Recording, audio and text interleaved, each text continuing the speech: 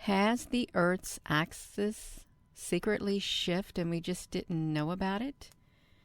Look at this article from 2021. What's that saying right there? Let me see this. I thought I seen something about pulse magnetic something on here. Can I get that on there? Come on, Gina, honey, can you do it? I guess I can't do it. It said something about pulse. Oh, well. So that looks really interesting right here. Has the Earth's axis secretly shifted on us? Okay, this is an article from 2021. And you can see these fields around the Earth. Let's see what she has to say. Earth's axis has shifted due to you know what? The melting glaciers, the overuse of groundwater. Regions like Alaska and the Himalayas have experienced the most glacial melting. Oops, we accidentally made the planet move. New research says that we did it. We accelerated it because it's rotating. Its axis is rotating. So Earth has two kinds of poles, the north and the south magnetic poles, which affect things like navigation, drift, and even switch plates back and forth over time.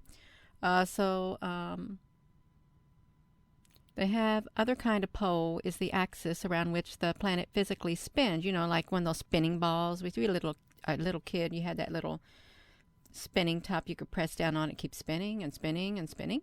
I guess they're saying it's something like this. So to get to the bottom of it, the researchers from geographic scientists and natural resources in research in China and Technical University of Denmark pulled data from NASA's Gravity Recovery and Climate Experience GRACE spacecraft and studied the true polar wonder, the phenomenon, during a specific period of time, which was the 1990s. Wait a minute, we got two blobs blamed for wandering magnetic pole. What are you talking about blobs for? That's a related story. Okay. So they say we got moving masses of water have pushed Earth's axis eastward beyond even what is existing on the climate models that were predicted. Well, that kind of reminds me of that movie. Was it The Day After Tomorrow or 2012 or something like that? So let's look at this, you all. The surprising part is back in the 2010s and back calculated through the 90s, they wanted to see if the results matched up. And the only way the data breaches is if there is some kind of an X factor. Let's see it. Oh, we got a pretty graphic right here.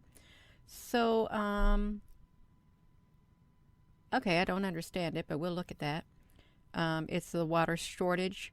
Well, we got lots of rain now, so I don't think we got too much of a water shortage. You know, we got lightning strikes and torrential rainfall and flooding and all that kind of stuff. We got it all going on. We do. Oh, can you create black hole-sized magnetic fields? Yes, you can. Yes, you can. These regions, glacial groundwater questions more broadly. They don't explain the entire disparity that scientists found between the expected values. Okay. So, okay, Ray, let's look at this, you all, because we got this. So let's see. But to make this change, we got to make a change.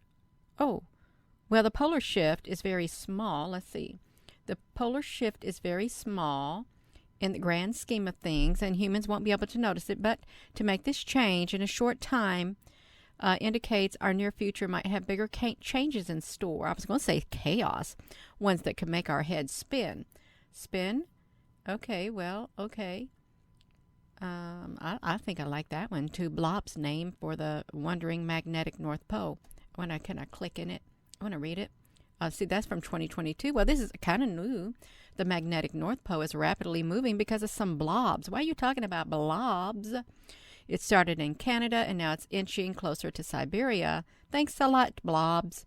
Well, I like how that's written. The Earth's magnetic field, North Magnetic Pole, geographic North Pole. Look at that. They even got like one of those little needles that would spin. I like graphics, I do. So we have the geographic South and the South Magnetic Pole. We got two things.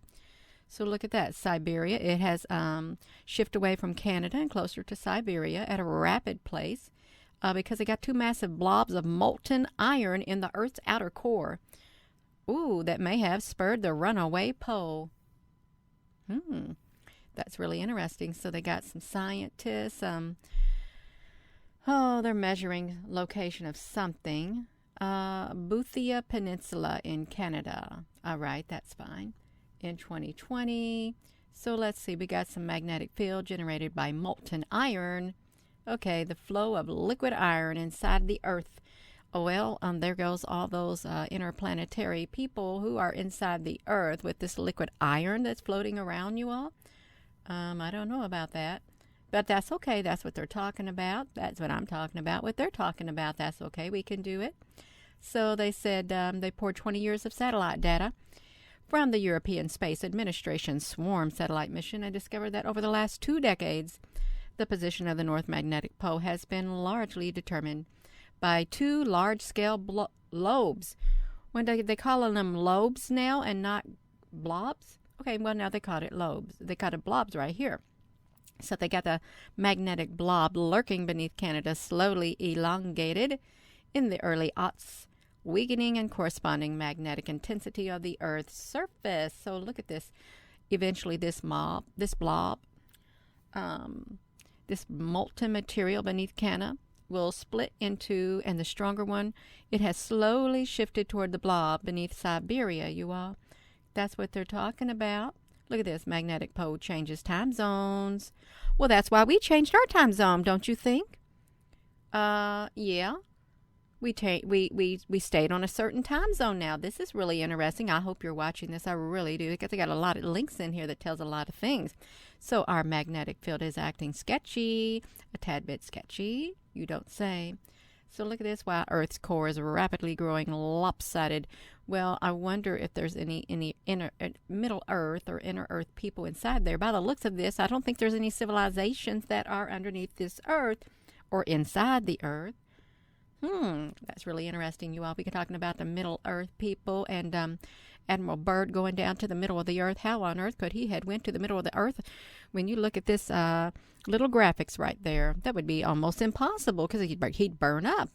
But then why do they got those accounts? That's really, really interesting, you all. I just must say so myself. It really is. So they got some data. We got the world's magnetic model that had to accelerate its process in order to keep up. So look at this, you all. We can see it. Yes, we can see it. All righty. We got this. We got this. Let's go back to a pretty graphic. Do we got a pretty graphic? Okay, I think I like that graphic right there by Popular Mechanics.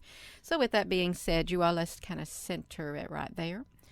Hello, wherever you are in any part of the world. Hello, from my heart to yours. Love you. Have a wonderful afternoon.